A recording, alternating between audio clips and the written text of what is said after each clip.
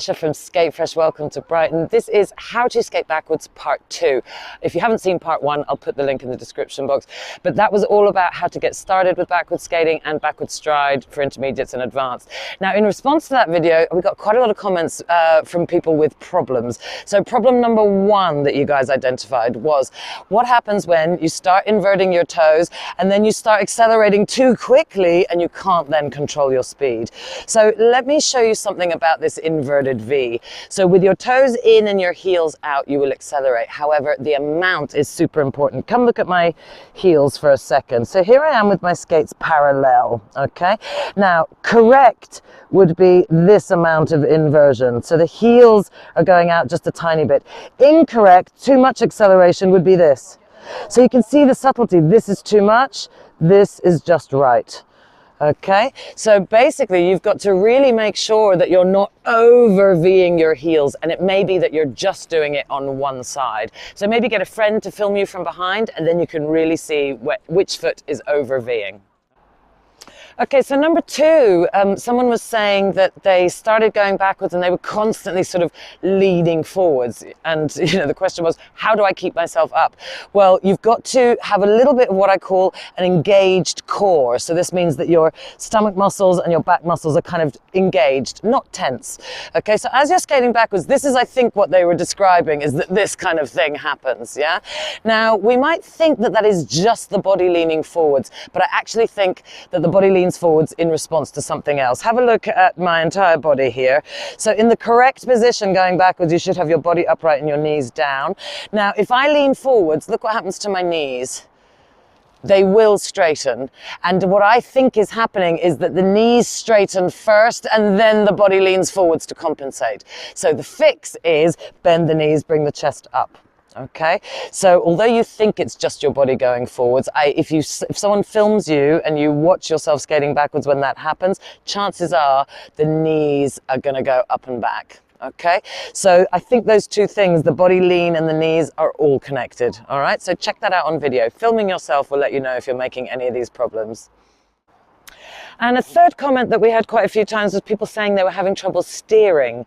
Now, do you remember from the first video, if your weight is on the front half of your skates, your heels should be lighter. You can see I'm moving my heels now, yeah?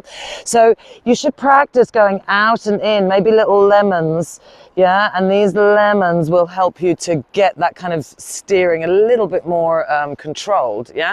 Now, the hardest thing is when you come in, is that feeling of thinking, oh, I'm going to hit. No, you're not. You're going to scribe out. So it's the in part and the out part of the lemon that I think actually needs a bit more work.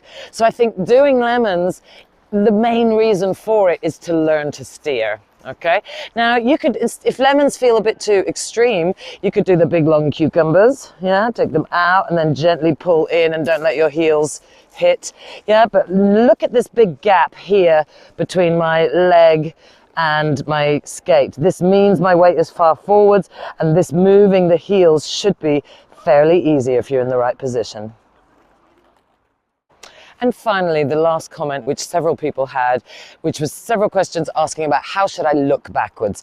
Now, let's just do it statically first. So you obviously have a favorite shoulder, okay? So learn with your favorite shoulder. Later, you can start practicing the other shoulder. So let's say your favorite shoulder is looking over your right. You need to be able to turn your shoulders approximately almost 90 degrees, yeah? And you're going to point one arm where you've been and one arm sort of like an L shape. Okay, you do not need to pull yourself 180 degrees along the line. That is always going to make you kind of squiffy. So L shape with your arms, yeah, and then you glance over your shoulder, yeah, and down towards the floor. Now you're probably going to see most things in your peripheral vision, okay? The other thing is when people, cyclists, pedestrian skaters, see someone going backwards, they're probably going to deviate away from you. So that's another good point. So, you can start skating, then you do your cruise, and then turn your hips, shoulders, L shape with the arms, yeah, look down along your arm. Yeah, and this position will mean that your neck is also doing a lot of the twisting. It's not all from the spine. Okay, so you will need to practice the other side, and the other side will feel much weirder. You'll find that your actual oblique muscles are not as developed on one side than the other. Yes, that's one of the advantages of practicing on both sides.